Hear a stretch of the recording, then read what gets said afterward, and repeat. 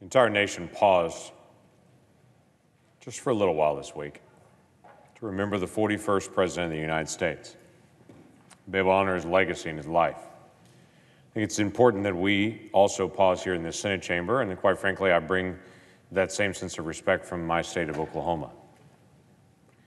He's widely known, President Bush was, of being our president.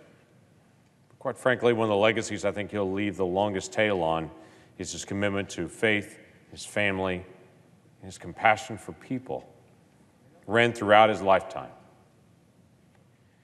The conversation during the funeral yesterday here in Washington, D.C., and that's happening right now in Houston, centered significantly around his relationship with his beautiful wife, Barbara.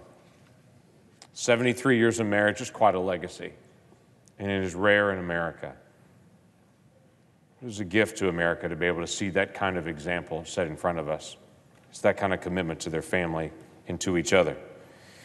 They met each other at a dance in Greenwich, Connecticut in 1941, when he was a 17-year-old high school senior and she was 16. And they went out to dance together with the Glenn Miller songs playing. Tell me that's not a throwback to a different time and a different age. They were engaged in 1943 in the heart of the war, where he shortly, and during that same time period, was engaged in working with the United States, protecting our country during World War II. He served as one of the youngest fighter pilots, and the youngest during that time period. Some of his letters have survived, and there's much been said about what a prolific personal writer that President Bush was in his own life.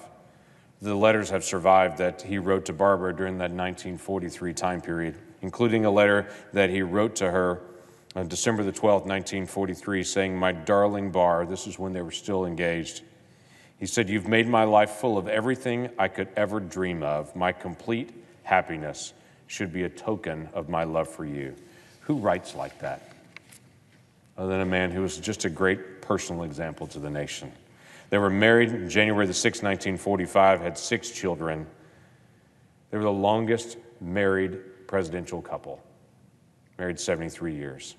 In 1994, Barbara Bush described her husband in her memoirs as the 2 luckiest people in the world. When all the dust is settled and all the crowds are gone, the things that matter are faith, family, and friends. And we've been inordinately blessed, and we know that.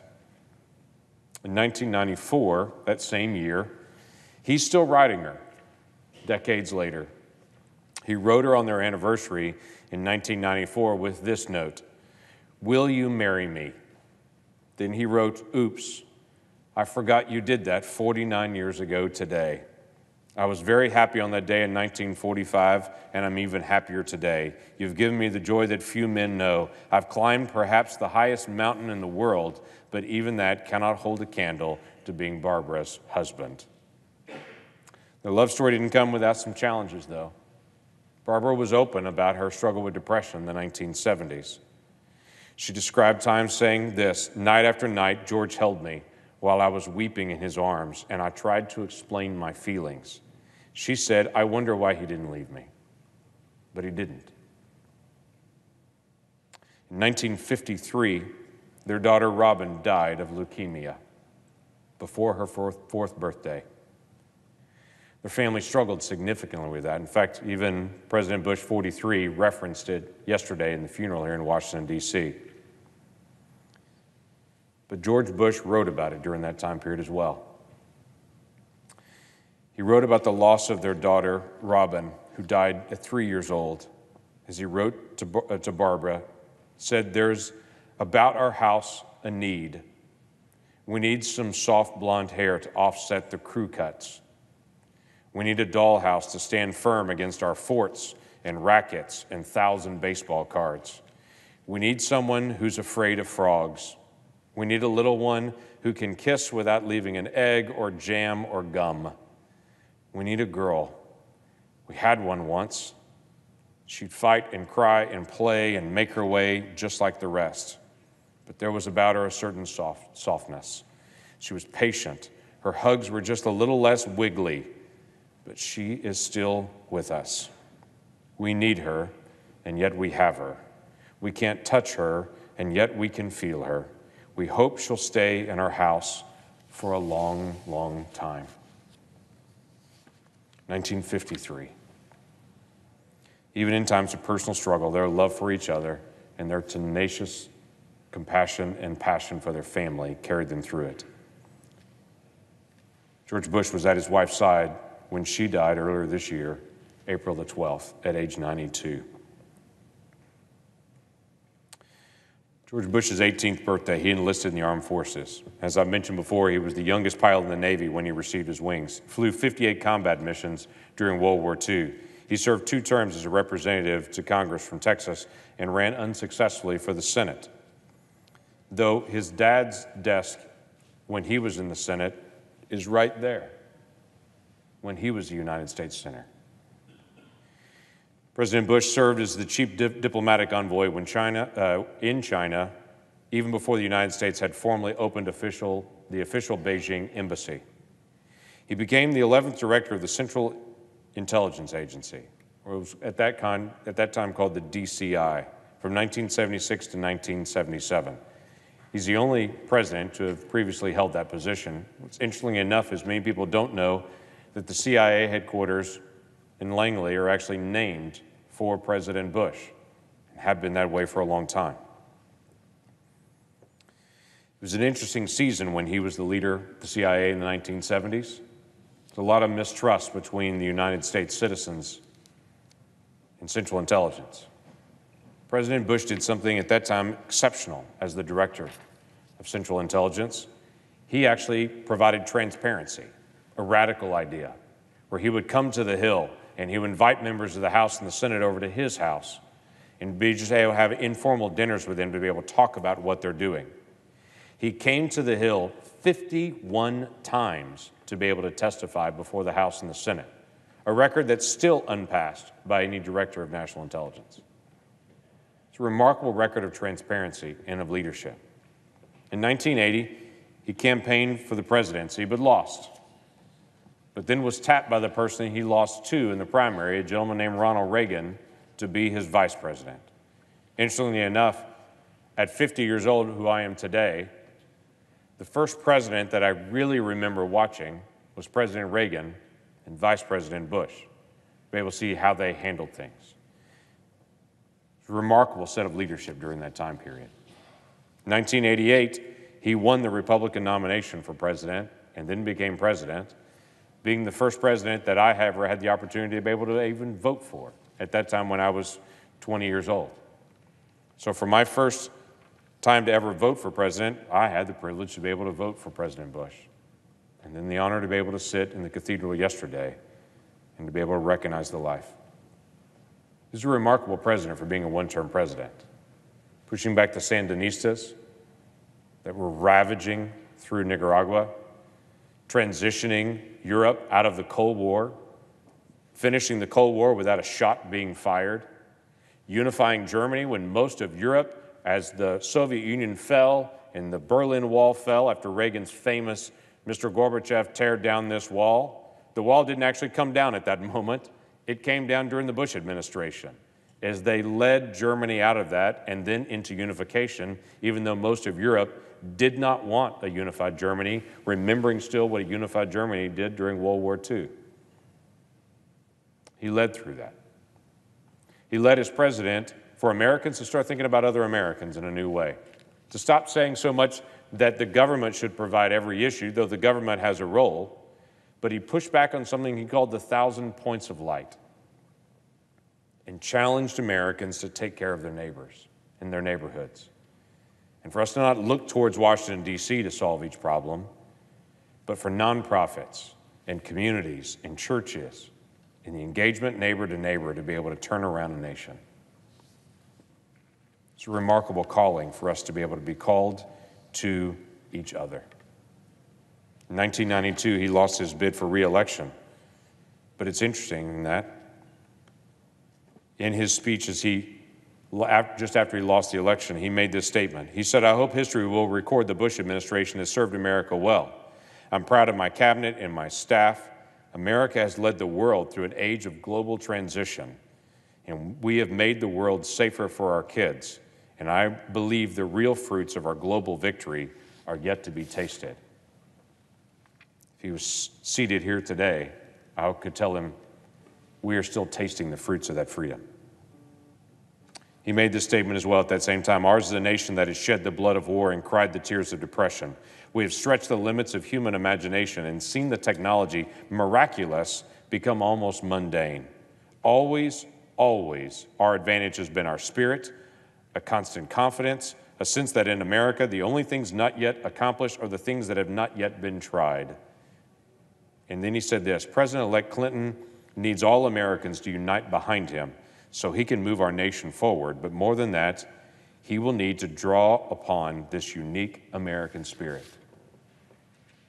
Multiple individuals recently have referenced the letter that President Bush left for President Clinton on the desk in the Oval Office. So when the transition occurred, President Clinton would walk into his new office in 1993 and see this letter that ended with this statement, dated January the 20th, 1993. It's a long note, but it ended with his handwritten statements. You will be our president when you read this note. And he underlined the word our. I wish you well. I wish your family well. Your success is now our country's success, and I'm rooting hard for you. Pretty remarkable statement from someone who'd just been beaten in a campaign to then turn as an American leader and to say, America still continues, and I'm rooting for your success. He left office and continued to serve, continued to press this 1,000 points of light, continued to encourage people to be able to serve their neighbors and to serve each other, and he continued to love his beautiful Barbara. He celebrated watching his kids get elected into office, including President of the United States. But he continued to be who he was, a gentle, compassionate, faith-filled person who wanted the best for our nation. He showed us how to lose gracefully, and not make enemies of our adversaries. And he turned political foes into lasting friends. Interestingly enough, June the 12th of this year, on his 94th birthday, he wrote a note again to some friends. And in that note that he wrote earlier this year, he wrote, I'm truly touched and overwhelmed by all the messages I've received today on his birthday. And although I have seen them all, I can no longer answer them all. My 94-year-old hands would rebel. Just know I appreciated hearing from you. As many of you know, for years, I have said the three most important things in life are faith, family, and friends. My faith has never been stronger. I'm blessed with the world's most loving family, and thanks to you, I feel the love of the best friends a man ever had. My heart is full on this first day of my 95th year. As I walked out of the funeral yesterday, I turned to the person next to me and I said, I think that's the first political funeral or event I've ever been to be able to honor a life where Jesus got equal time. In a lot of funerals, it's all about them. President Bush shaped a funeral where it was as much about his relationship with God as it was about his history and legacy.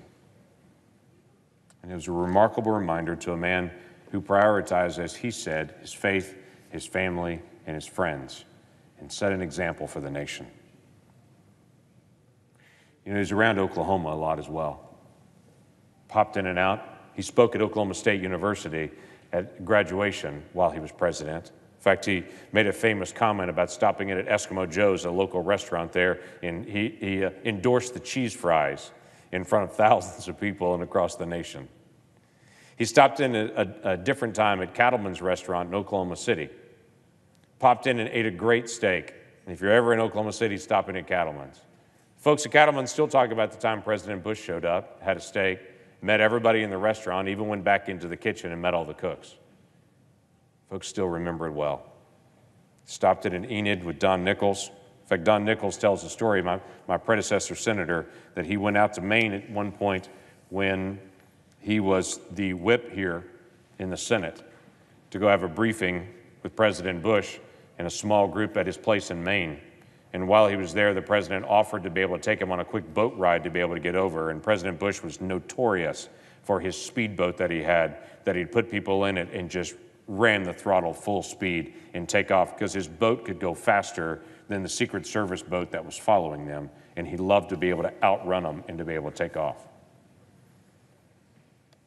But even after his retirement as president,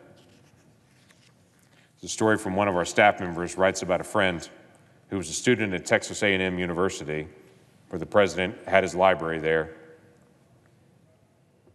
And he tells the story of this 20-year-old student named Michael, who's serving as a personal aide to the Bush Foundation, and how one day in the morning, President Bush walks up to this 20-year-old that's working there and just says, "Are you hungry?" To which he replied back, "I'm always hungry." President Bush took him to lunch that day. This was in 2004. The two of them sat, and the president peppered him with questions about his family and about his background, about his siblings. And Michael got to call his family later that day and say, "Hey, I just had lunch with the president." But what was interesting is Michael's statement, which was, "President Bush made me feel like I was the president." May it be said of all of us, no matter what our titles, no matter what our position, no matter what our place is, that at the end of our life, we would still be talking about our faith, our family, and our friends. And that every person around us, we expect compassion and gratitude to them and set a good example for them. May it be in our political discourse. May it be in our homes, in our communities. With that, Mr. President, I yield the floor.